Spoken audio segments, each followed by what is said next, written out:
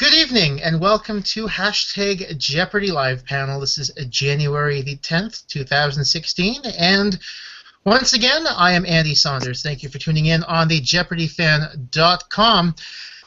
We've got quite a panel for you this evening, and a couple of returnees, a couple of new panelists, and one person who is going to be fashionably late. But let's get straight to the introductions. Coming in, returning to Jeopardy Live panel, Aria, Gerson. We haven't seen you on in a little bit. How have you been? I've been great.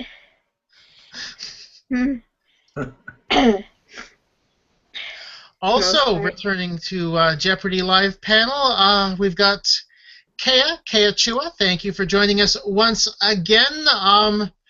Hey, y'all. Glad to have you back, and I suspect tonight's going to be have quite some interesting discussions. That is for sure. Absolutely. Yes, I think a lot of people are looking forward to seeing this. From this past week's worth of games, first up, played on Thursday, lost to Steve Brian Rafferty. Now, one thing I was wondering, I haven't really asked you, but are you at all? You're not related to Megan Rafferty Barnes, are you? Actually, I might be. We had actually just become friends on Facebook this past week, and we were talking about some of our shared heritage, and I had looked up some people in the area that she was from who were also Raffertys, and they sure look a lot like my father. So we think there might be a connection there. So, very interesting how being on Jeopardy can lead to that sort of a discovery. Yeah, out of the blue. Completely out of the blue. That was because I mean I seem to recall. Yeah, I thought I saw on Facebook that you were saying, oh, I found some distant relative this week. Right. I might have found a distant cousin, second or third cousin, perhaps. And finally, from Friday's game, Ava Hadaway. Thank you for joining us, Ava. So, before we get into, let's see, you know what? Let's start out with a little bit of something a little bit off the wall. I don't know if you guys saw the news on that came out kind of yesterday, but Amazon released news that for its Amazon Echo, you could in fact play Jeopardy on it.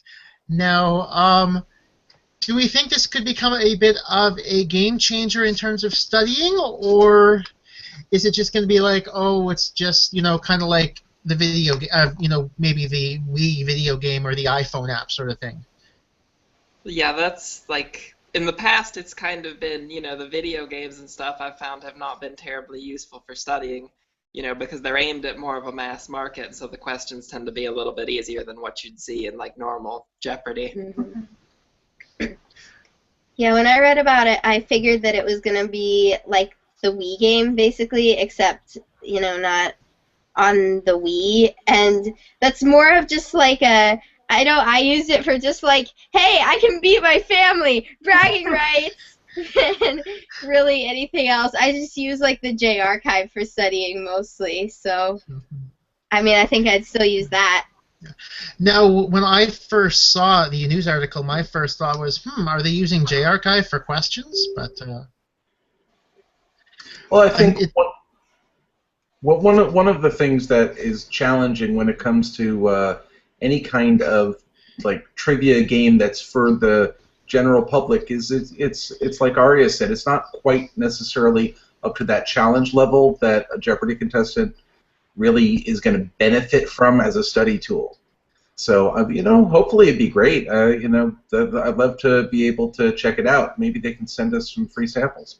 But like I know for me, one of the things that was most helpful studying was I went through the J archive and I would make like a chart of all the categories and like which ones I got right and wrong. So I could look at, what categories I was really good at and what categories I kind of needed to study some more. And I feel like if you're playing a game, in real time, the pace is too fast for you to be able to do that. And that's the nice thing about the J archive is that you can go, at your own pace and like look into some of that analytic stuff. So I don't know. Be cool if you could like track that stuff automatically. Like if they made an app that could do that, though, that would be pretty cool. Yeah. They should just make a widget or sort of coordinate it with the J archive or some broader knowledge or question archive. That would be pretty great. So, by the way, if you do have any comments regarding the panel tonight, you can always leave them on the hashtag Jeopardy Live panel. If I consider the comment appropriate, I will read it out. We have an appropriate comment already, this one coming from Shay Zellweger. What was that awesome blue shade of lipstick Ava had on this morning? Also, does anyone want to play Echo Jeopardy? Ava, do you wish to the blue speak shade to of lipstick, that was actually, what's that? What was that awesome blue shade of lipstick Ava had on this morning? Yeah, the blue lipstick was actually, I walked in like a local runway show, a few weeks ago, and so, the makeup artist decided to give everyone, rainbow color of lipstick. So there was a girl, I think, who had purple and yellow and red and everything. So they chose to give me blue, which I was a little bit disappointed with because, some of the girls got more normal colors and had a bit more of a normal look, whereas mine was a bit more out there. But it was kind of fun. It was fun to do. I mean, you look unique, so. By the way, while we're waiting, we have one more panelist who I think will be joining us in a couple of minutes. But in terms of some housekeeping for the site, a little bit, just a reminder that the nominations for our site's Andy Awards. I wonder how I came up with a name for that. Basically, nominations for our Best of 2015, they close on next Sunday, January 17th, at 6 p.m. Eastern. That's 1 hour before next week's Jeopardy Live panel. I'll be unveiling the nominees during next week's live panel, and from there, you'll have 2 weeks to vote on the winners in each category. Once again, categories are Favorite Contestant, Favorite Non-Winning Contestant, Favorite Celebrity Contestant. Now, I should point out, Celebrity Contestant generally means somebody who appeared on Celebrity Jeopardy, not Celebrity Mike Duvall.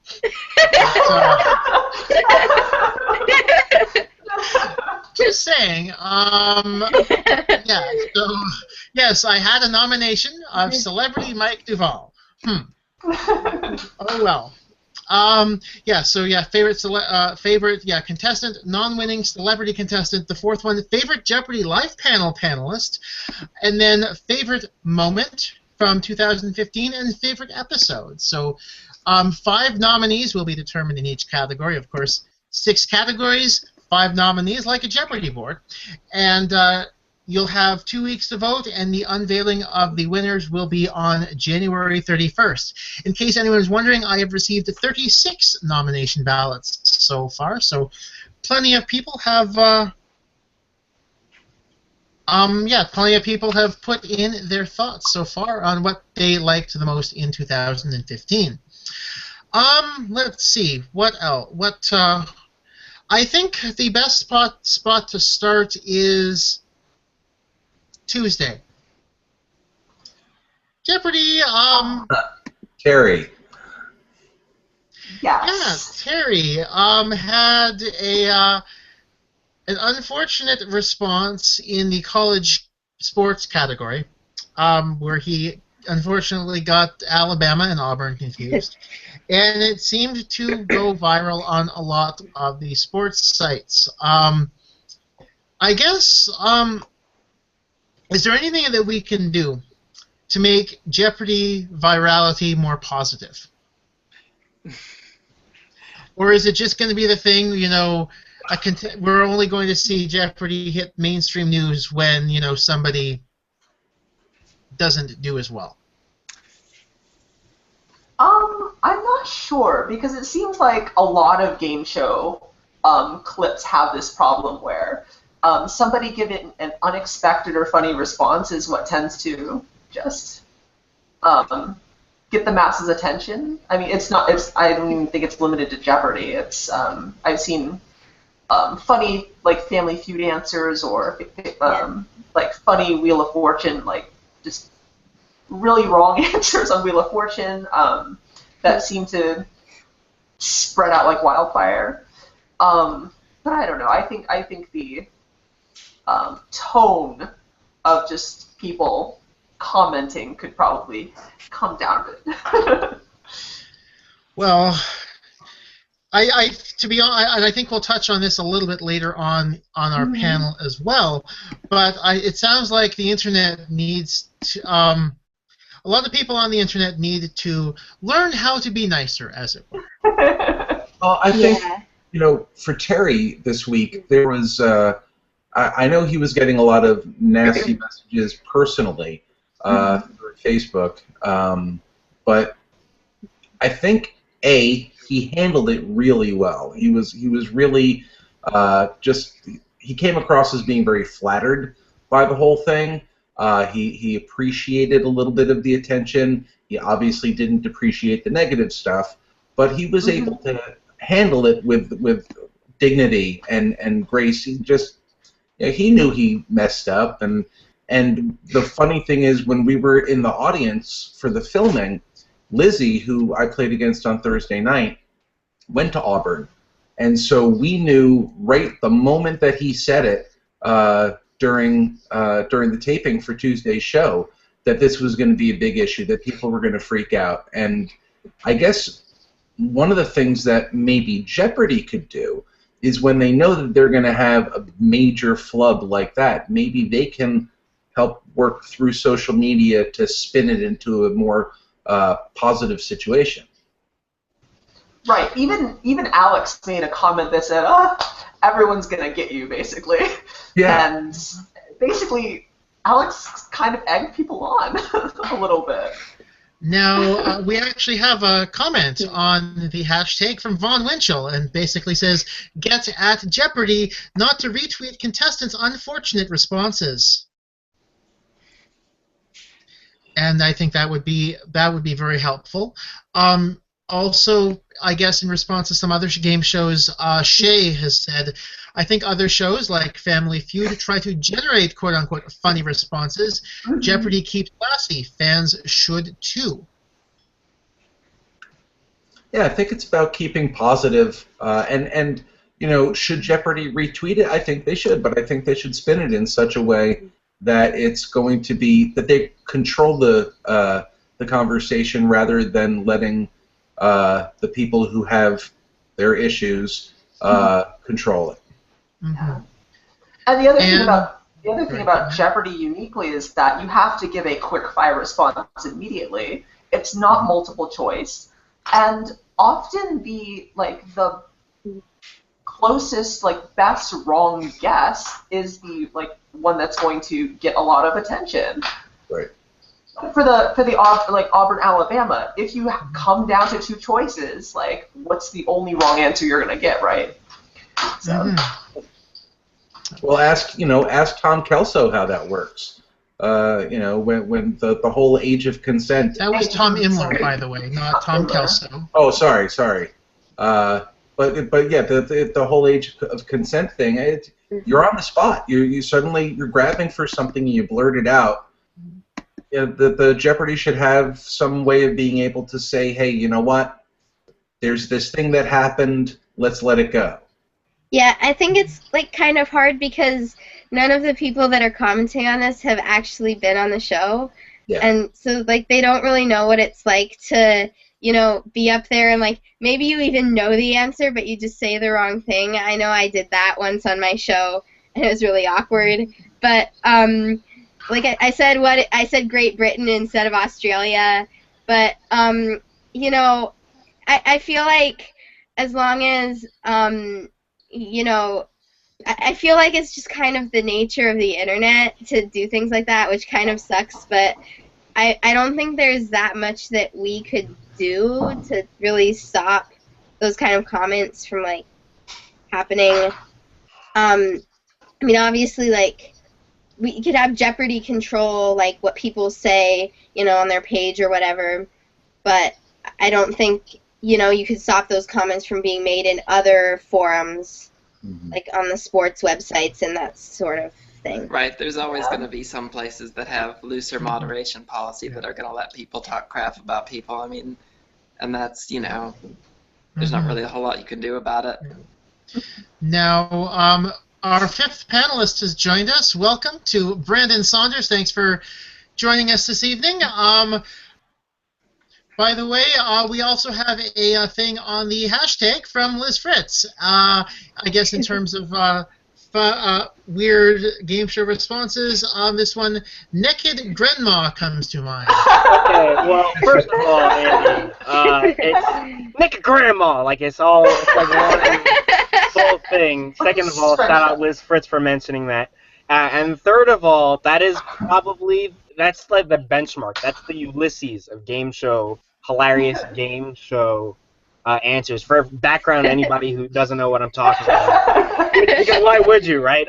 There was a Family Feud, and it was this family, and this guy comes up, and you can tell, he's just waiting to say the stupidest thing that comes to his mind, but in a good way. I really want to be friends with this guy. And he comes up, and he's like, oh, yeah, I'm glad to be on TV. I don't even know if they remember if they were the returning champions or whatever. But Steve Harvey goes, what is the, it was something to the effect of, if you're robbing a house or something, what is the one thing that you don't want to see? What don't you want to see if you enter somebody else's house? That was not only was that the quickest answer, that was the fastest buzz I've ever seen on Family Feud. Guy goes, Naked Grandma, didn't even let Steve say his name, didn't even let anybody, literally, it was all one, Naked Grandma! And the funniest part is that Steve is it takes him a second to process it, because he goes, all right, Naked, wait, what? And he turns, and he says, Naked Grandma, man, Naked Grandma! And of course, how every single Family Feud episode goes, Steve goes, oh my goodness, that's so stupid, I can't believe it, and he says, and it was the number one answer. And he goes, the thing is that the judges, the greatest thing about Family Feud is that the judges are ultra liberal about your answers. Mm-hmm. So if you say anything that's a person, and anything that's a person is on the board, they'll give it to you, unless, that's the whole point of the clue. So the answer was a person, but because Naked Grandma is ostensibly a person, it's the number one answer. So now, the guy gets to go, oh yeah, I was right, the power of the Naked Grandma. The best. You search for it. Turn Safe Search on, but search for Naked Grandma Family Feud. After the hangout is done, it's the best response. The Jeopardy fan does not want anyone to get into trouble via their Google searches. So I say. I would actually, I would go to YouTube first and then put it in the YouTube search bar. That way, you know what you're getting. But yeah, it's one of the all-time greats, which is why I probably will never go on Family Feud. I know there's no way to ever top it. There's that's that once that happens, you're just like, oh, you're the guy who was on that Naked Grandma show. Yeah, that kind of was. But, one of my favorite Family Feud bad answers. You can find this one on YouTube. I think it was during the Richard Dawson era. I think the question was, during what month does a woman begin to show I remember this. she's pregnant? And the woman just immediately blurts out September. And Richard Dawson cannot continue the show. He just cannot continue the round. He's just lost it. There's another one. There's a recent one that had linked to me. I think it might have been Corey, or I might have seen it on Corey's Facebook or something. But there was the clue was name something that you think women know that men don't like, or something that women like because they know men don't like it or whatever. Anyway, you get the kind of idea the question was. The guy said Texas, like the state. And for a minute and a half, the guy because the YouTube clip starts with him answering the question Texas. So he reads the clue again, and when I first watched it, I was like, well, what is this guy, maybe he misheard or whatever? And Steve Harvey's like, you mean the state? He goes, yeah, Texas, Steve, Texas. And I'm like, well, maybe it was really, really quick and he didn't have time for an answer. And then you see, when he points up to the board, that 3 answers are already filled in, and it was the second strike, which means two things. One, that he's known about this question for like the last 4 minutes. So and also, that means he already has given a correct response to this question. Because if you like count backwards, then he was like the first person to give a correct answer. So I have no idea what it was. But that's another one where I was just like, wow, you know what? I wish I could do that. Like, I really want to be on that show. Really. Okay. So I think we need to move on before this turns into hashtag Family Feud live panel. In spite of Shay being like, Family Feud live panel is the best. Boy, okay. So, moving on. Oh boy. Okay, yeah, this week in Jeopardy history is a good spot to go. January 14th, a couple of years ago, Sarah McNett made her debut as a contestant and proceeded to wager exactly $4,000 in Final Jeopardy her first 3 episodes, no matter what the situation. I'm pretty sure Keith Williams lost about half of his hair that week. And it might be the formation of the Internet's foremost wagering website, Just Wager 4,000. Right. So, to that, I'm going to ask Ava and Brian, when you were preparing for Jeopardy, how much did, I guess, looking at wagering strategy factor into that at all? You're allowed to say 0, by the way. I didn't really spend a ton of time on it. I kind of understood the basic idea of, you need to bet, you want to, like, if you're leading, you want to make a bet that's going to cover, the second person. I kind of understood some of the basic stuff, but I didn't really put a lot of time into studying, all the different scenarios and, if you're up by exactly this much, I didn't spend a ton of time on it because I thought, how often is that situation going to come up that it's actually going to make a difference? I might be better off just spending that time studying, actual trivia. And I think there also, too, people tend to kind of overthink it a little bit with the mind games, kind of, and end up talking themselves into a wager that isn't the best because, they've got some convoluted mind game that they're playing with the other person, Well, I know for me that I had,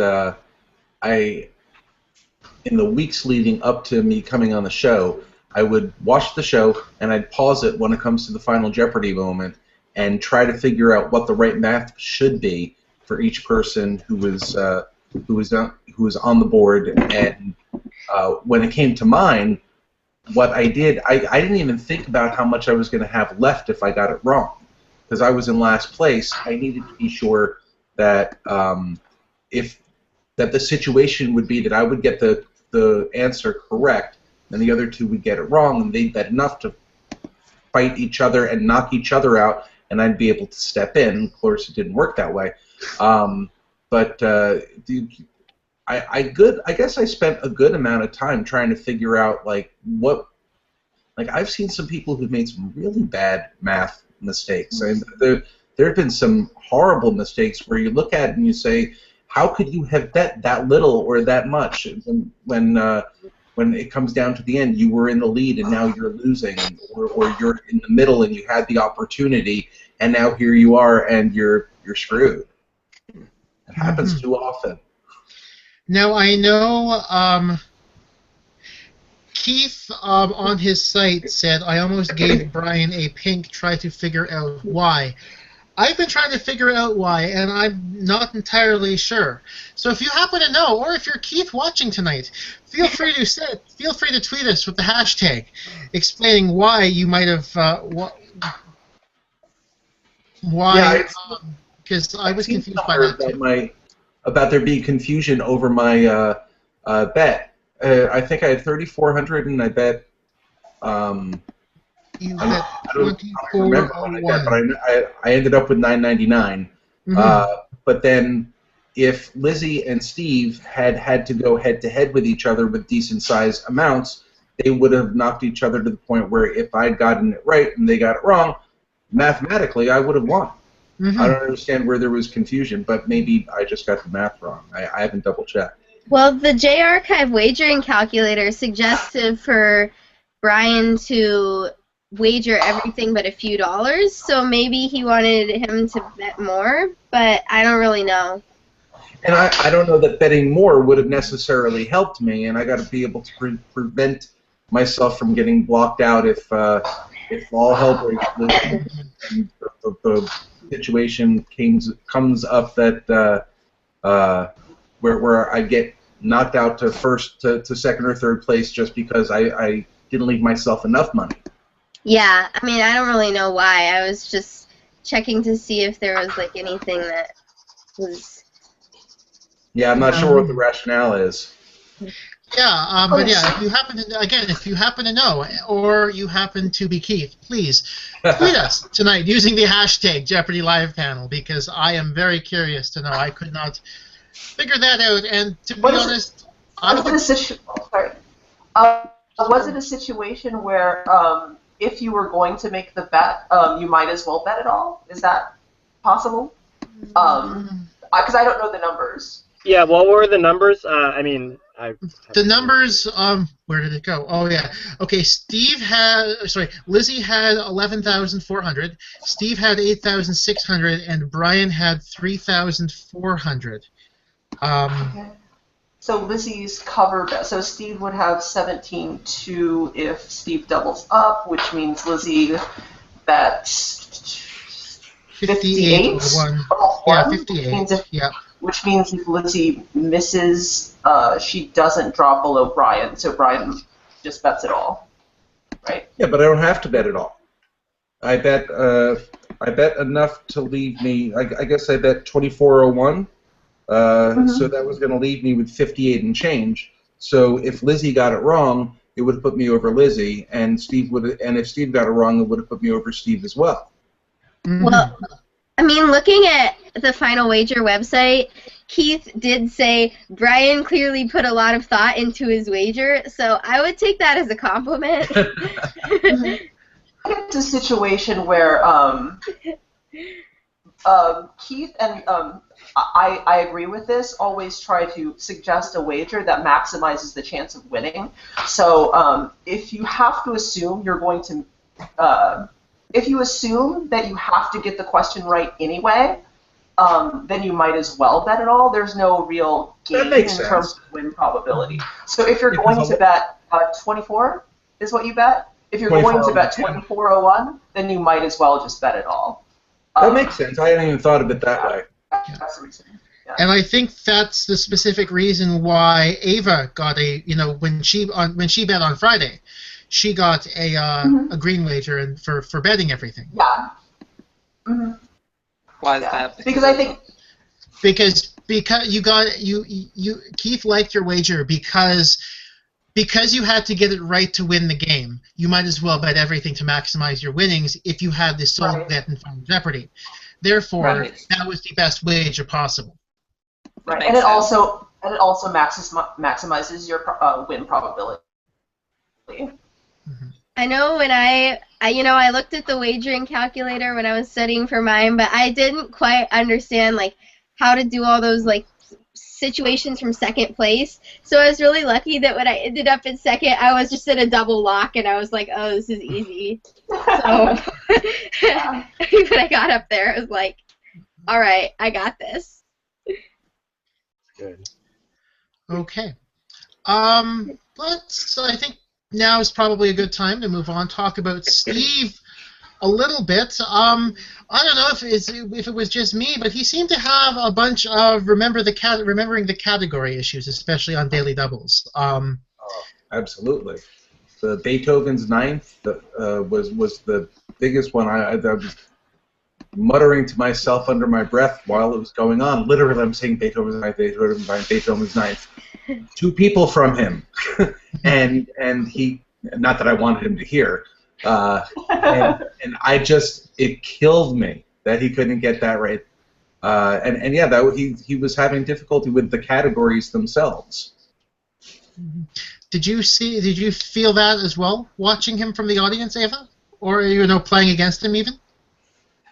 Well, that he was having issues with figuring out remembering the categories.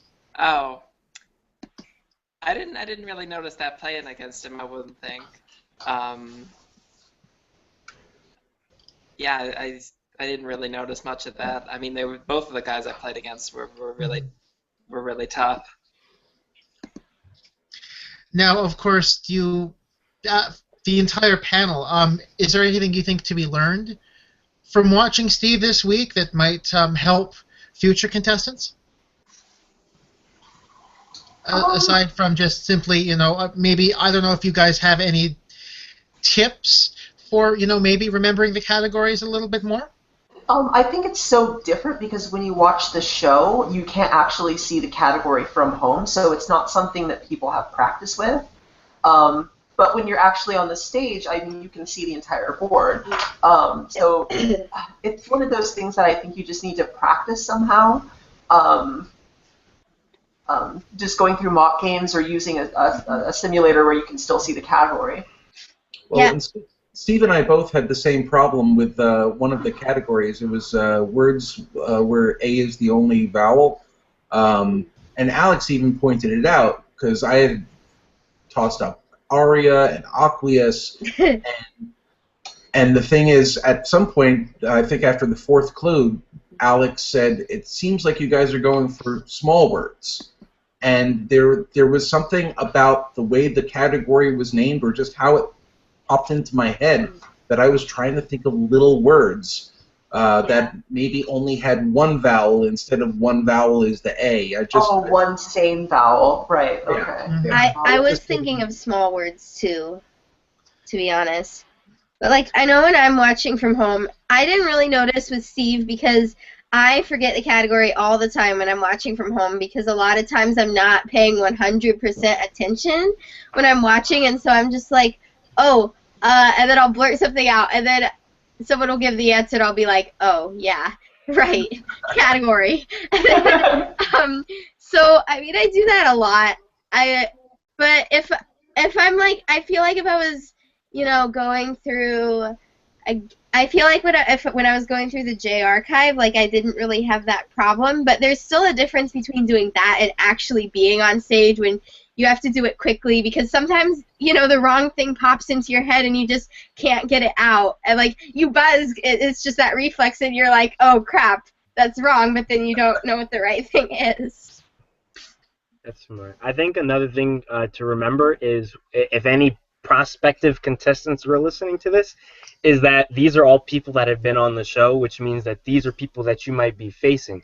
So in addition to being good with handling categories yourself, I'm not saying you're first bounce and do all this stuff, but I'm saying using that to your advantage, using the momentum to your advantage could be a huge, huge tool because I know a lot of times when I was playing, like even a lot of players who have had decent runs, like Arthur Chua, I remember in the game he lost in single Jeopardy, he screwed up a bunch because there was a category that had 3 in quotation marks, and he just kept blurting out random things without 3 in them.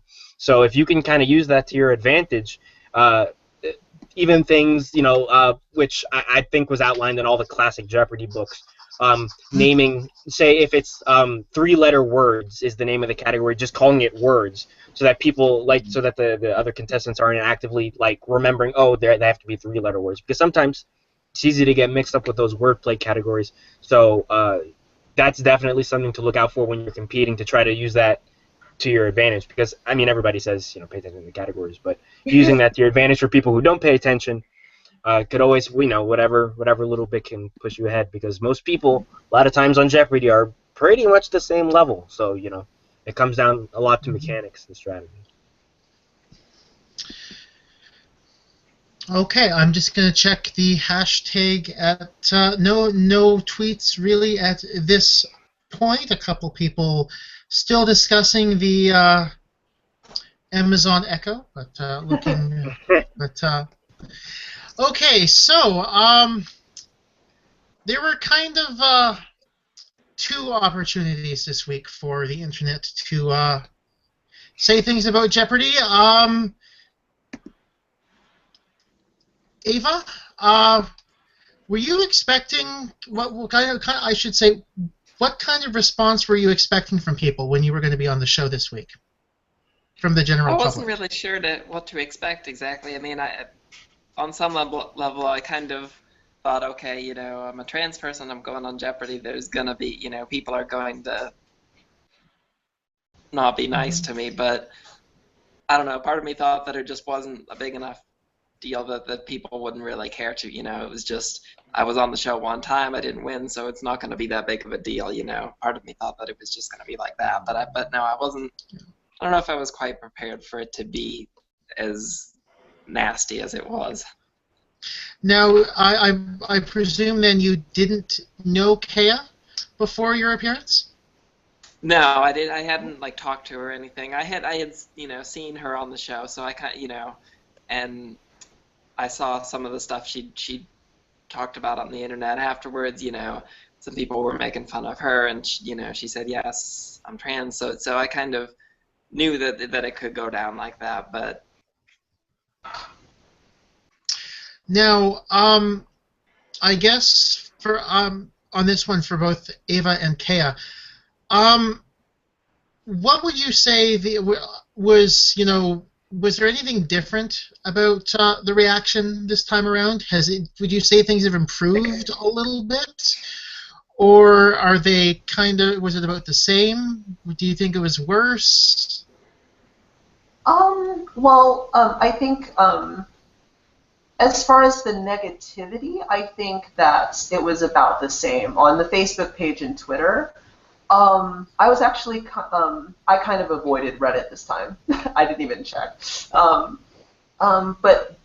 J-Board, I think the experience, because when I went on, the thing that surprised me the most was a couple of comments that were on J-Board.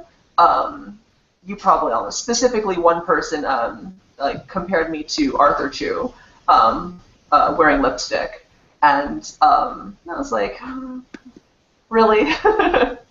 And I think the fact that it was on J-Board rather than just somewhere else was the thing that surprised me the most. Something that Go ahead, Aria. I think that I went on J-Board and the reaction to Ava seemed to be pretty good. I think that I don't remember seeing anything, but I don't know, I might have missed it. But I think for Ava, I think like maybe the person that was saying like some of the stuff like that got banned. So I mean, I think on J-Board at least I saw nicer comments. Yeah, I think they've kind of cleaned out a lot of the people who are the worst about harassing contestants, so that might have helped.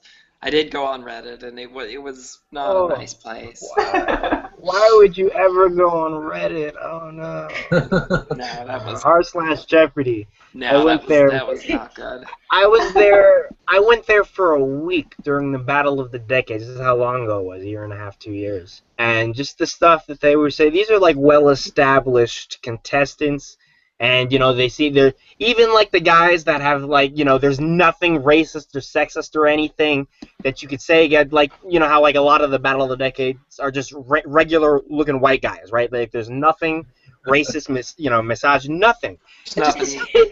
Yeah, there's not, like, I'm like, what could you even, like, they're just average guys, and just the stuff that they're saying, it's just like, are you, and plus, it's like, even the comments are like, even like the comments that actually get to be about the show, they're all like totally misguided. Like they're r/Jeopardy for the most part is the people who come up to you when you wager, like say if you have like 8,000 and the person in second has 7,000, so you wager 6,001 to cover. They're the people that come up to you the day after and go, "What'd you put all that money? Didn't you know that if you got it wrong, you were going to end up with that?" Like, there's just no understanding. Like, there's no reason. There is no reason to go there. And plus, you know, Reddit is great for certain things, but then especially because it's anonymous, there's always going to be that level of, you know, the more you scroll down, the more stuff you're going to say. It's just really, really, really rough. I mean, even stuff that... Sorry, yeah, go ahead. Like, I went on r/Jeopardy. Like, I subscribed to it, but I almost never went on it. And then I went on it once, and I saw like someone was accusing like one of the contestants of doping, and I was like, what the heck? These are like I've seen like people who are like they get the questions beforehand. I see people. I remember when Ken was on Millionaire last year. There was a bunch of people who, because it got posted to the Jeopardy subreddit, obviously. People were like, "Oh yeah, well it was a fix," and like Ken was giving answers beforehand, and da da da da. And who's this random guy? Why didn't Ken get Alex Trebek to be his? Just all sorts of nonsense. Like, I mean, when I did all my stuff, fortunately, when I was on Jeopardy, there was no social media at all. Like, it just wasn't a thing in 2008. But even going forward, there was like the same thing with the Jeopardy Facebook page. I saw. I mean, I like Jeopardy, but I turn notifications off because these are the people that that'll like post on like Barack Obama's like official page on Facebook and be like, well, Mr. Obama, I went to McDonald's and they gave me a medium instead of a large. Can you fix this? Just random stuff like that. So I don't even go on that.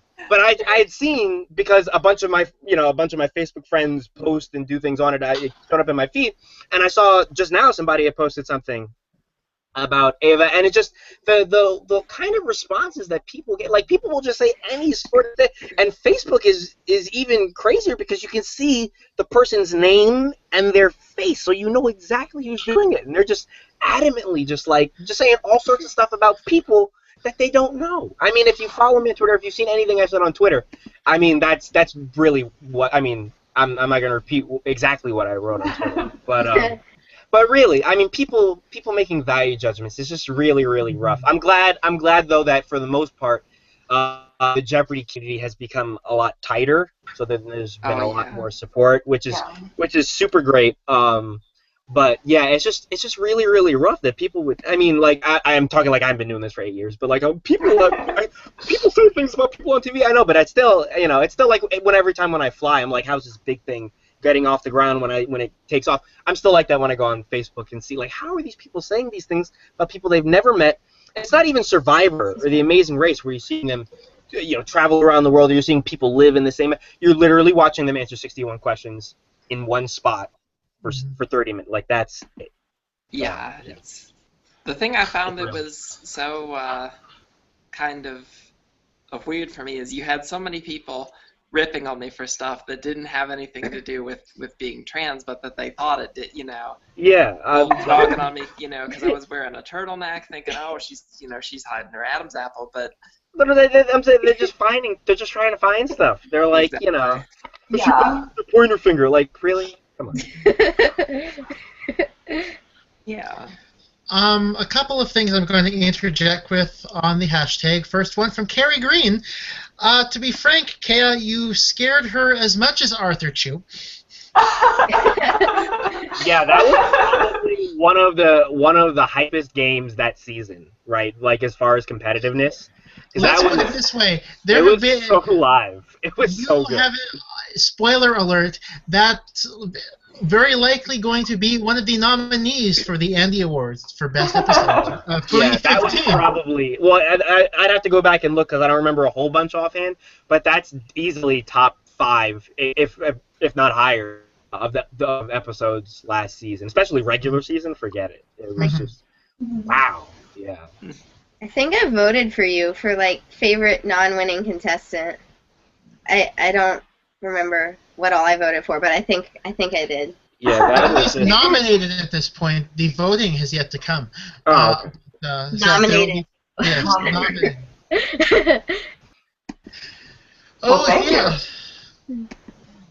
And also this one from David Kendall. I think Kea's experience with J-Board helped us improve by the time that Ava appeared, and he's proud of that as a J-Board moderator. Oh, cool. I would back that. I agree with that. Mm-hmm. I would definitely, to be honest, I would, from my experience of seeing things, I think that it felt to me like the community, especially the former contestants, were certainly more prepared to kind of deal with the onslaught this time than back in April. And I think I've definitely seen an improvement over the past few months. And I think everyone I think you would agree with. I think some of you would agree with this, but there's definitely been a lot of improvement on this front in the past few months, and I'm very happy about that. And a lot of people, I think, deserve a lot of commendation. Yeah, for sure. I concur. Yeah. Do either of you guys have any, or does anyone have anything else you'd like to kind of bring up about the internet and reactions? I guess responses to the internet. I guess the one thing I wanted to point out was that, the fact that there are a lot of mean comments on the internet is something I expected and I think I was pretty prepared for it.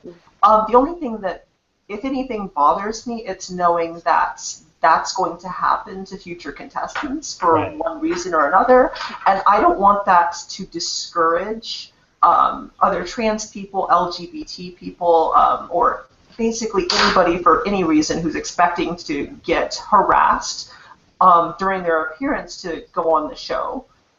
Because I went on as one of the few trans contestants so far, because it's something I wanted to do. It's something I wanted to do my entire life, and I don't want the prospect of a lot of jerks on the internet to keep me from enjoying an experience I've been wanting to do my entire life. And I guess the one thing I want to say is that if there are any trans contestants out there, take the test. Take the test. Yeah. Definitely. But Take for the everyone. test. Take the test. Audition. Mm-hmm. I'm pretty confident to say that we've got your back. Yeah, that would be the worst. Especially with things that a lot of trivia or Jeopardy, whatever, a lot of people, a lot of the demographic is one kind of person, right? It's you're 35, 40-year-old male or whatever. And there's a lot of problems with that even inside the community, but it's not that bad. The worst would be for somebody to get discouraged because of just random people, people followers who only tweet at the president saying racist things, and then game show contestants saying things about their appearance. I would hate for anybody to want to do, especially this, which I do a whole bunch, and we could always use more people. I would hate for somebody to look and be like, I would do that, which fortunately I don't know anybody who did that, but I want to do that, but I don't want to deal with all this stuff that comes from it. So yeah, definitely everything Kay said. Well, and I think that there's a strength that comes with a person who can be as honest with themselves and make that as honest to the public about who they are. That I think, and I don't want to be create a stereotype, but that type of person isn't going to shy away from trying, and I would hope they don't shy away from trying, because that's. It's part of being proud of who you are, is being able to stand in that spotlight and say what you got to say. I can take it because I'm strong enough to know who I am. So that's I think it's a sort of an awesome page that we've turned as a society to be able to say, you know what, people are people, no matter how they present themselves, no matter how they see themselves, and there's nothing wrong. There's nothing strange about showing off who you are, and you shouldn't expect to get crap about it from other people. Unfortunately, there's still some ignorant people out there. Yeah, and that's the the funny thing about it too is I look at the stuff these people are posting and how they write and that kind of thing, and it's like this person would never even stand a chance at getting on the show. Why do I care what they think about how I did on Jeopardy? I know for me, I was 11 when I went on, so I was, too young to have any social media, so I didn't really see, any of that stuff.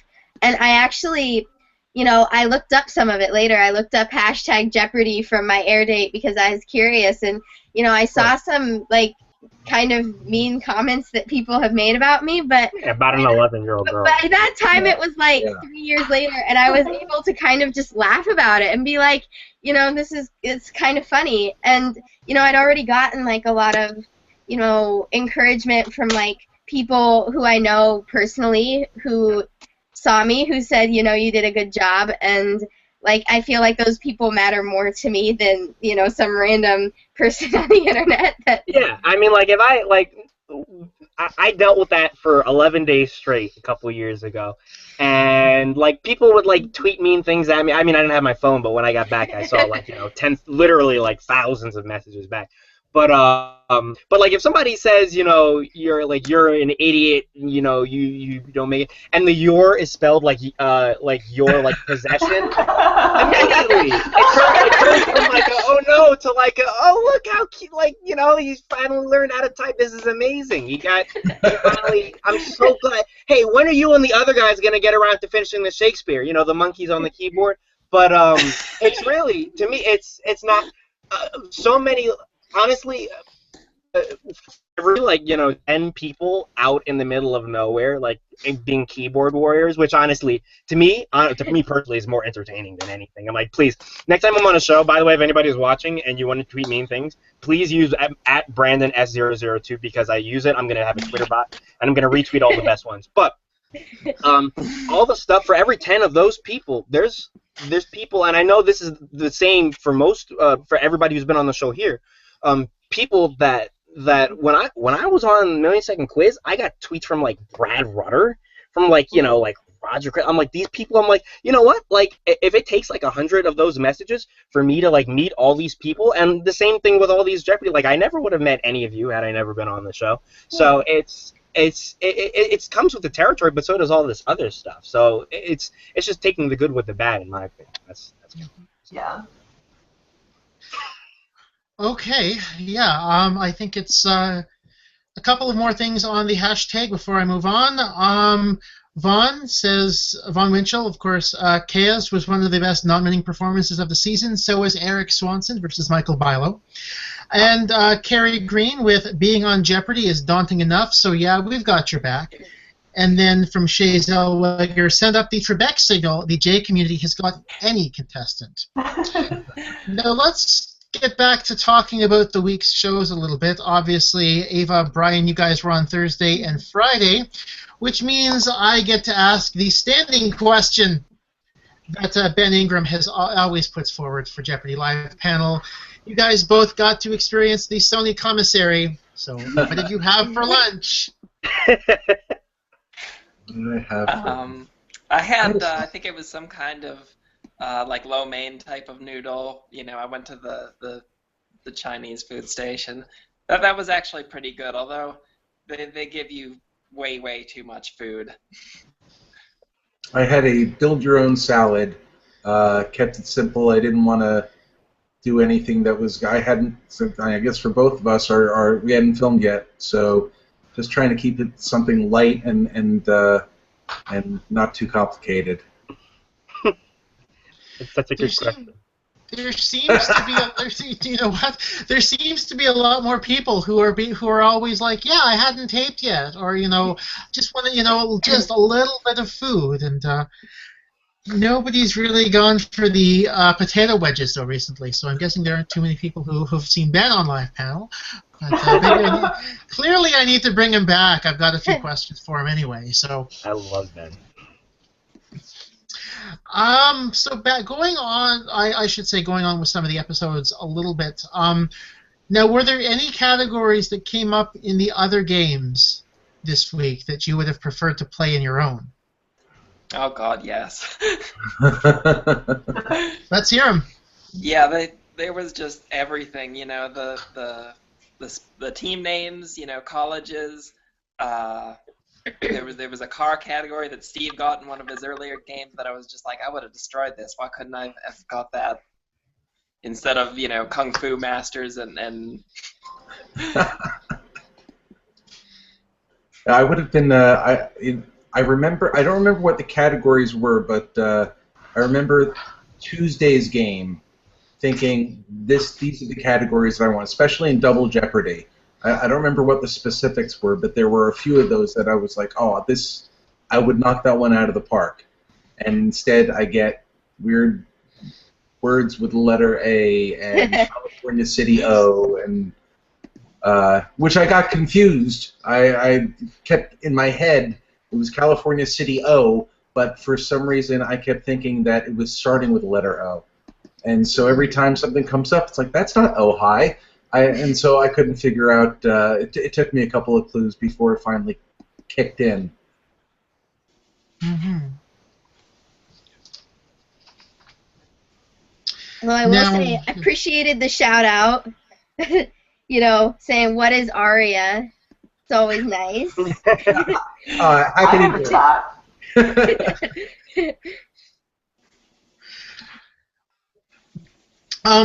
Coming through on the hashtag, let's see, let's open with Carrie Green. Come on, Andy, screw Ben. People really want to know what people are drinking tonight. Tea, if you really want to know. I do not have a glass of anything in front of me at this point. Some other comments. We have Stephen Bird going Team Salad Bar. Vaughn Winchell, surprised so many salads for lunch. I'd have worried about getting dressing on my clothes. When did they put a salad bar in there? It was like just a grill when I went. I had like this burger that was like the size of my head. It was disgusting. I remember the guy next to me who ended up winning our tournament got a grilled cheese, and we got into an argument because he was insisting that his was better. Well, Anwar Kashyap, if you're watching, which you're definitely not, I concede to you that your grilled cheese was safer and a better decision, but only after 7.5 years. And Jennifer Morrow going hashtag Team Turkey Burger for Life. You expect that from a Rush fan. Ooh, okay. I think that being, hey, Brian, if I remember correctly, I believe the Morrow family is also a family of Mets fans, so do keep that in mind. Yes, they are, and that's something that's absolutely endearing. Mm-hmm. Okay, so I guess, Brian, to what extent do you wish you'd thought a little bit more about Canada? Well, now, I'm going to say, a recurring Jeopardy live panel segment is Know Your Canada. So, and you know what? I studied my Canada, oddly enough. I drew a little map.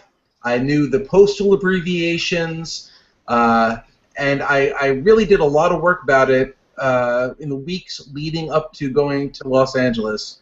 And then I made the mistake of getting to LA a couple of days early and not looking again anytime. I actually brought my list with me it was sitting in the green room, and I knew where Alberta and Manitoba and Yukon Territory were. I always had problems getting confused in central Canada.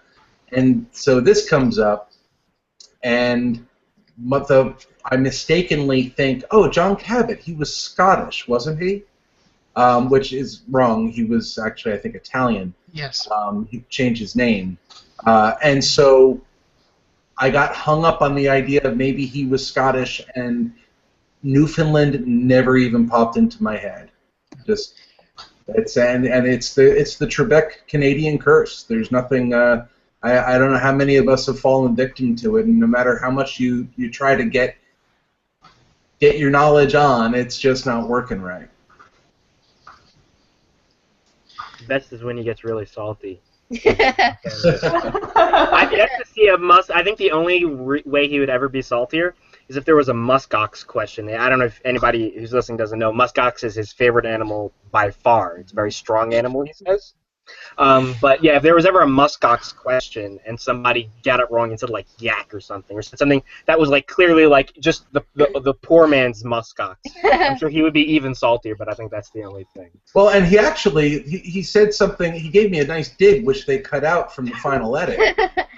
When I he said, oh, it looks like you crossed out Nova Scotia and then wrote Nova Scotia, and he says that's not even an island.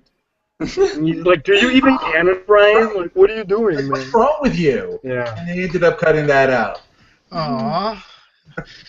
But unfortunately, I guess the French name of the province is still Terre-Neuve, and right. New Earth. Course, abbreviation T-N, and. Oh, I see. I didn't know that the French have kept it that name. Yeah. So, I mean, obviously, as a Canadian, knowing that was a that was a very quick get, and I would have been happy to have received, if I receive a Final Jeopardy similar to that, if I ever get on the show. Yeah, that's like whenever I see like New York landmark questions and people are like, "Oh, this is so hard." I'm like, I saw it yesterday. Like I walked The cake. Mm-hmm. So, I guess other than I guess I should ask both of you, are there any clues from your respective games you really want back? Like any big regrets? Well, I certainly would have, when I got the Daily Double in the first round, and I got it right, I'd certainly would have tried to get my answer out a little faster, because I was hoping to be able to hit one of the other $1,000 clues that was still on the board, but by the time I got my answer out, I got the beep, beep, beep, and we were out of time. What about you, Ava? Anything you kind of want to have back? Yeah, I think the second Daily Double in the 1300s category, that one was one I felt like I should have known, because I studied, all the English kings beforehand. I knew that was common, English and French royalty and stuff. Those are common categories. So I studied that. I felt like I should have known it, but when I got to it, I was just, I wasn't quite sure. I was thinking either Richard or Henry, and both were actually wrong. It was Edward, and I wish I would have got. As well. I said Henry. Yeah, that was my guess, but I felt like I should have known that one. Yeah, I was playing along at home. I was also disappointed that I did not come up with Henry, or to come up with Edward, sorry, that I had come up with the wrong answer. Is that anything else? Okay. Do we have? I guess the online test season is coming up. Of course, the team test, I believe, this coming Thursday. I think 14th. Yeah, Thursday. Yep. And the adult testing the 26th through the 28th. As panelists and former contestants, do you guys have any good tips for those who are testing in the next couple of weeks? For those taking the team test, I have a very special instruction. What I want you, the day of the test is, I want you to log in, and then I want you to close your laptop, put it away, and then don't register for another 3 years, because you'll waste your eligibility. Or if you actually want to go on, joking, if you actually want to go on, the thing to keep in mind is that not to be discouraged, because first of all, they don't actually take, it's not actually based on score once you're above the cutoff. And also, those questions on average are going to be harder than what you would see on Jeopardy, and know that there's still there's still rounds before the show, and if you don't get picked, it doesn't mean, first of all, it doesn't mean you didn't pass. I know a lot of people think that if you pass, you automatically get an audition. It's not necessarily true. So if you don't, I know some people who took the test as a teen and took it twice, got discouraged because they didn't get called for the next level, and they're like, I'm never doing it again. Don't do that. Try out every year if you're up there. I know people who have tried out 10, 15 times before they got on. But if this is something you want to do, just stick to it. The worst that could happen is you take a 50-question test, which if you're trying it for Jeopardy is probably something you kind of want to do anyway. So. Yeah, I mean, I think my biggest advice is just don't sweat it. Like, don't stress over it, because, like, when I took the test, I actually thought that I failed it at the end, but I didn't, because I got an audition, like, 6 months later. I got the email saying I auditioned, and I had totally, thought that I bombed it when I took it, but I had just gone in with the opinion, like, I had to take this thing because I have nothing to lose, and I'm like, oh, yeah, I could get on TV. And I wasn't really expecting it, but then, once I actually got the call, it was really cool, because I had kind of just been like, oh, yeah, that could happen, and then it happened. Also, huge thing, because this actually happened to me. If you're taking the test, teen, adult, whatever, cyborg, if you take the test make sure you remember what email you give them, because sometimes I give them like random emails. Because what happened was, I remember this. I took the test September 26, 2007, and I gave them an email. And in the interim, I switched to a different email, switched to Gmail because that was becoming big, and I gave them like an AOL. And they had messaged me on October 22nd that I had made like the next round or whatever. And I checked the message on October 29th, and I didn't even think about it. I was doing like a group project, and I didn't like my group mate or whatever, so I gave them my AOL address I didn't use anymore, and I saw like a thing from Sony, and it said respond within 2 days, and I looked at the calendar, and it was 7 days after, and I got literally the last spot. So make sure you check. Don't like check every like 30 seconds because you're going to drive yourself absolutely nuts. It took them a month to get back to me. Usually it takes about that long, but please make sure you check, because that's the worst thing ever, to get like a come on down and to miss it. So that's a huge thing. Yeah. My suggestion, at least for the adult test, is that the two, or at least the one category that you should probably, if you're going to study at all, is current events, because there's almost always 1 or 2 questions that are current events. I think if you're going to spend any time cramming, that's probably a good focus area, because, yeah. I would not be surprised if a Steve Harvey question came up.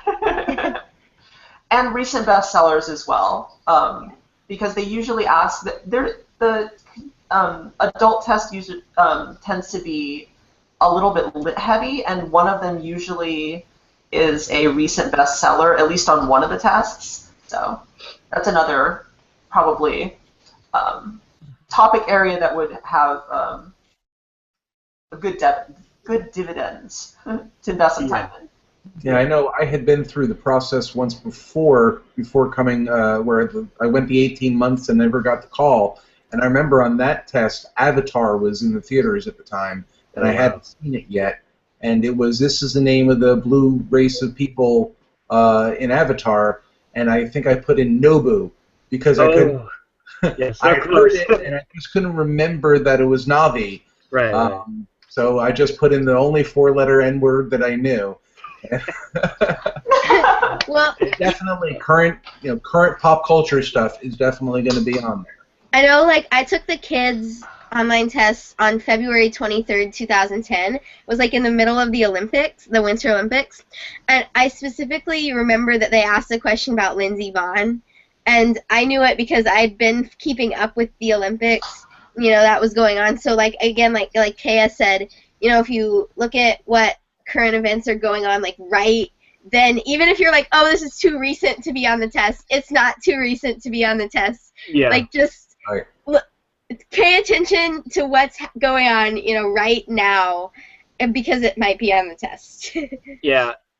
I think the best chance probably, like, the one, if you have, like, maybe, like, 10 minutes, if you don't want to do something every day at the end of the week, Ken Jennings does this quiz for Slate, like the news thing, and I do that, and then I feel like I feel like when I'm done, I feel like a responsible adult because I've, like, understood, like, all the stories from this week in news. But it's definitely going to come up. Like, I guarantee you, at least once on each of those quizzes, something from the last 3 months is going to come up. So definitely do that. You don't need to study crazy for it, but definitely look at current events if you're not, keeping up with it. If you can find one of the 2015 year-end recaps, that's probably a good bet. Yeah. Yeah, for sure. And again, like we all said, the biggest thing is to make sure you don't get down, because I cannot emphasize enough how it is not the case that every that passes at the call. It is so not like that. And I know some people who were convinced that was, and some people who were sure. Like, a lot of times when you take a test and you're sure that, like, oh no, I definitely got at least 40 out of 50, and you wait, a year and you never get a call. Some people never go back, but don't do that. Just keep going. Okay. Going back to the hashtag for a second. We have something here from Jennifer Morrow. This one directed at Brian. WTF did you just say about Rush? Bro. I'm sorry, I didn't hear that. You're kind of broken up. She asked, what did you just say about Rush? Just screwing with her. No, actually, I love Rush. I was more of a late bloomer for Rush. I didn't get into them until I was in my 30s. I actually had a friend of mine from high school who lived and breathed Geddy Lee, and I didn't get it then, and it wasn't until I was older that it finally really sank in for me. So yeah, Jen, sorry, Rush is awesome. I mean no disrespect. Yeah, because I feel like Jennifer is really good in a fight. Like, I'm just like, Oh, I've never fought her. Absolutely. I hung out with her, but I've never fought with her, and I feel like she's really, really good. Like, not even unexpectedly good. I just mean she's just like she'll like come at you. For the record, I think Moving Pictures has one of my favorite album covers of all time. For the record. Winning friends and influencing people right now. And from David Kendall, while it's absolutely essential to know your Canada, it's also worth noting that there has been no Canadian super champion as far as he knows, which I believe is the case. There have been a few five-timers, but nobody has ever won. No Canadian has ever won 6. Canadian people who are listening, change that. Try out. Do the test next week or 2 weeks, however, whenever. One of my favorite. Oh, sorry. I should bring this up. Apparently, there's some sort of law change somewhere. I'm not sure if it's the Canadian law or an American law, but apparently they're having issues taking registration information from Canadian prospective contestants at this point. For this show? Yes. Yeah. Sucks. So if you're Canadian, you may have to be patient. But well, hopefully that means for Canadians who happen to be in the pool at the moment that the grandfathered in, yeah. Canadians currently in the pool and have already tried out are not affected by this change fully. But certainly it is something that I will be keeping my eye on over the next 12 months. Yeah, interlopers welcome. That's Jeopardy's motto. That's like right under, the fun. Do we have any questions for anyone else? Does anyone on the panel have any questions for anyone else on the panel at this point? As I have gone through my full 2 pages of notes. I have one for Ava. Okay. What was your experience with like the producers and the contestant coordinators and basically everybody involved with the show? Everybody was so nice to me. I mean, I kind of was a little bit worried about that when I first started trying out because I was like, okay, Jeopardy, it's a show that's marketed to everybody, so they're trying to be like family friendly and stuff. So are they going to be okay with me being trans? Are they going to look at me and just be like, no, not happening? But I was really surprised. Everyone was really nice to me and kind of got the impression that they were rooting for me a little bit. Mm-hmm. Yeah, I got the same impression. And I would say that's one of the strengths of Jeopardy is that they seem to have a very diverse casting process, and I think that is one of the show's strengths. Is that if you pass the test, you are, they would be willing to cast you if you pass the test, and I think that is that's probably one of the show's biggest strengths. Yeah, I think so.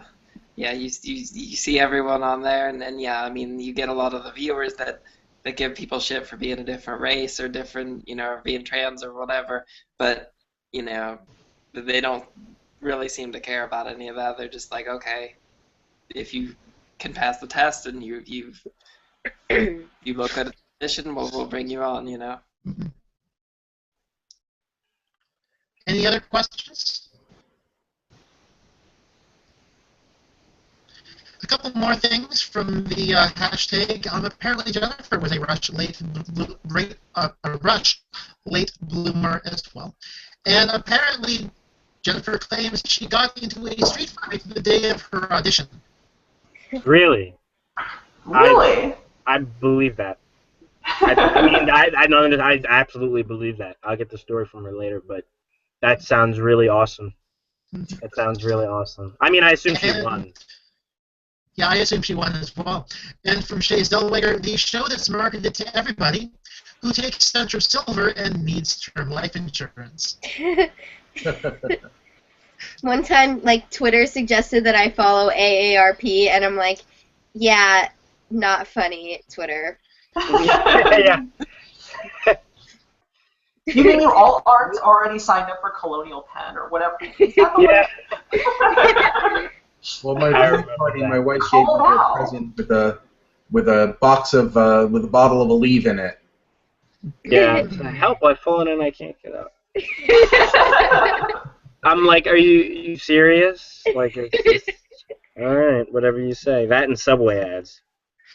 So I think the football game just ended. Did Green Bay or did Washington win?